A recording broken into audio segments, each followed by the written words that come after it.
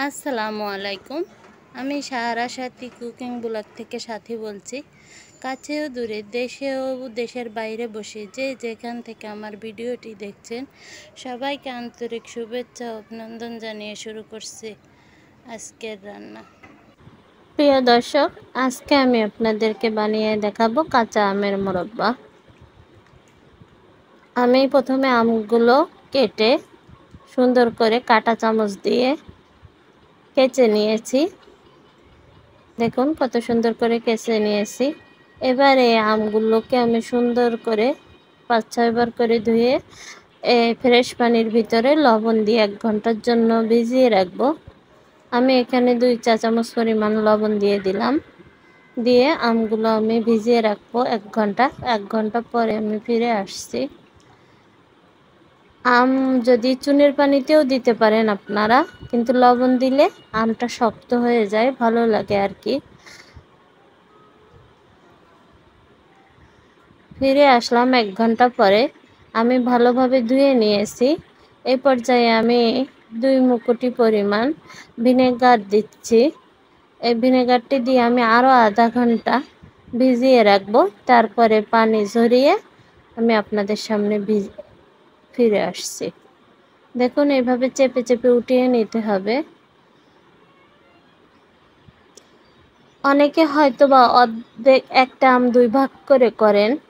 আসলে একটা আম 2 ভাগ করে করলে সমস্যা হয়, তাই আমি 4 ভাগ করে নিয়েছি। আপনারা আপনাদের পছন্দ মতো সাইজটি করে নেবেন। এ পর্যায়ে আমি প্যান গরম হতে দিয়েছিলাম। চিনির পরিমাণটা বলছি, আমার এই কাপটা 250 গ্রাম চিনি ধরে। আমি এখানে 5 কাপ পরিমাণ চিনি দেব। 5 কাপের একটু কম দেব। আর 2 কাপ পানি দেব, মানে আমটা একটু টক আর কি। আপনারা যতটুকু আম তার অর্ধেকটা চিনি নিলেই হবে। আমার ওখানে 2 কেজি আম আছে। আমি আর কি 1 কেজি 250 গ্রামের মতো চিনি দেব এখানে।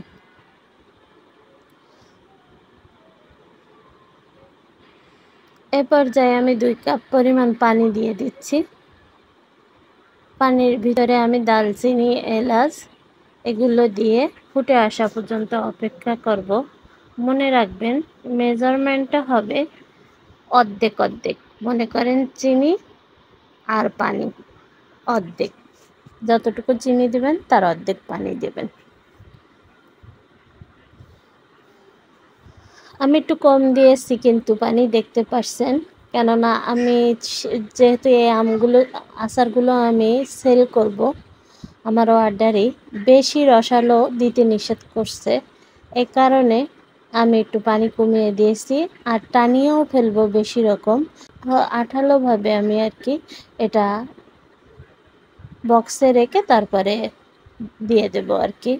আলহামদুলিল্লাহ, আমি অনেক দিন ধরে আচারের বিজনেস করি, তবে সেটা হচ্ছে খুলনা শহরের ভিতরে। আমি প্রত্যেক বছর আমের আচার, চালতার আচার, আমড়ার আচার, জলপাইয়ের আচার, বিশেষ করে এই 4 ধরনের আচারের অনেক কাস্টমার আছে যারা আমাকে মানে নাছোড়বান্দা, তাদের বানায় দিতেই হবে, না দিলে হবে না। এভাবে আমার কাছ থেকে তারা প্রতি বছর নিয়ে যাচ্ছে। লাভ লস হিসাব করে কখনো ওইভাবে বিজনেস করি নাই। তারা আমার পরিচিত বন্ধু বান্ধবের মতো, ওই দেয় বানাতে, যা খরচ হয় অল্প কিছু হয়তো লাভ থাকে। এরকমভাবে এই 10-12 বছর ধরে আচারটি সেল করে আসছি। আমার জন্য দোয়া করবেন। আগামী বছর ইনশাল্লাহ বড় ধরনের বিজনেস করার একটা পরিকল্পনা আছে। আল্লাহ তাআলা যেন আমাকে সফল করে।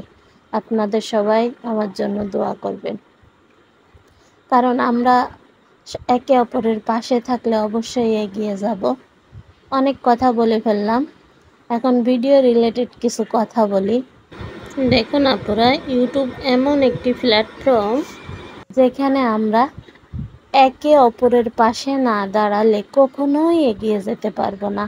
আসুন আমরা কেউ হিংসা করব না, কারোর সাথে ঝগড়াঝাটি করব না, একে অপরকে ভুল বুঝবো না, আমরা স্প্যাম কমেন্ট করব না, এবং বন্ধু আছি, বন্ধু হলাম, এই সমস্ত কমেন্ট থেকে দূরে থাকব। ধরুন আমি আপনার ভিডিও দেখতে পাচ্ছি না বিধায় আপনি আমাকে আনসাবস্ক্রাইব করে দিচ্ছেন, এটা করব না। ধরেন আমি আপনার 500-1000 সাবস্ক্রাইবারের ভিতরে যদি থাকি, সব সময় যে আমি আপনার ভিডিও দেখতে পারবো, আসলে এটা কিন্তু হয় না। নতুন বন্ধু যারা হয় তাদের ভিডিও দেখা হয়, সব সময় সবার ভিডিওতে যাওয়া যায় না। যারা খালি কমেন্ট করে আসে, ভিডিও দেখে না, তাদের জন্য হয়তো সবার মন জয় করা সম্ভব। কিন্তু আমি স্প্যাম কমেন্ট করি না বা কাউকে ঠকাই না। আমরা যারা সৎভাবে ইউটিউবে কাজ করি তাদের পক্ষে কিন্তু একটু কঠিনই হয়ে যায়। একদিনে আপনি কয়জনের ভিডিও দেখতে পারেন? যদি আপনার 2-3টা ডিভাইসও থাকে, আমি মনে করি আপনি একদিনে 100, 150, 200 তার বেশি ভিডিও আপনি দেখা সম্ভব না। তাহলে যারা একদিনে 500 মানুষের চ্যানেলে যাচ্ছে, তাদের ভিডিও দেখছে, কমেন্ট করছে, আপনারা নিজেরাই হিসাব করে দেখুন, তারা কি সত্যি আপনার ভিডিও দেখে না খালি কমেন্ট করে চলে আসে? নিজেরাই বুঝে নেন। যাই হোক, অনেক কথা বলে ফেললাম, আসলে ক্ষমা সুন্দর দৃষ্টিতে দেখবেন। কথাগুলো যেটা ঠিক সেটাই বললাম আপনাদেরকে। এরকম না করে আমি যদি সাপোর্ট করি 50 জনকে করব, কিন্তু সে 50 জনের ভিডিও সঠিকভাবে দেখব। আমি কথা বলতে বলতে ভিনেগার দিয়ে দিয়েছি পরিমাণ মতো, নিশ্চয় আপনারা দেখতে পাচ্ছেন কতটুকু দিয়েছি। চামচে মেপে দিয়েছি যাতে ওই ধরনের চামচ সবার ঘরে থাকে, অনুমানটা আপনারা বুঝতে পারেন। দেখলেন আমি শিরাটা চেক করে নিলাম একতার হয়েছে কিনা। এই অবস্থায় আমি আমগুলো দিয়ে দিচ্ছি। আস্তে আস্তে আমগুলো সব দিয়ে দেব, যেহেতু গরম শিরার ভিতরে যদি আপনি হঠাৎ করে ঢেলে দেন, শিরাটা আপনার গায়ে পড়তে পারে। এজন্য সাবধানে আপনার আমগুলো সবর ভিতরে দিয়ে দিতে হবে। এখনও ভিডিও প্রায় শেষের পর্যায়ে, আসল কথাটাই বলা হয়নি। আমার ভিডিওগুলো যদি আপনাদের ভালো লাগে, লাইক, কমেন্ট, শেয়ার করতে ভুলবেন না। যারা ফেসবুক পেজ থেকে আমার ভিডিওটি দেখবেন, তারা পেজটিকে ফলো দিয়ে আমার পাশে থাকতে পারেন। আর ভিডিওটি যদি অনেক ভালো লেগে যায়, তাহলে আমার পেজটি শেয়ার করতে পারেন। আর ইউটিউব থেকে যারা দেখছেন, তারা লাইক, কমেন্ট এবং শেয়ার করতে পারেন। অলরেডি যারা এই কাজটি করেছেন তাদেরকে অসংখ্য ধন্যবাদ।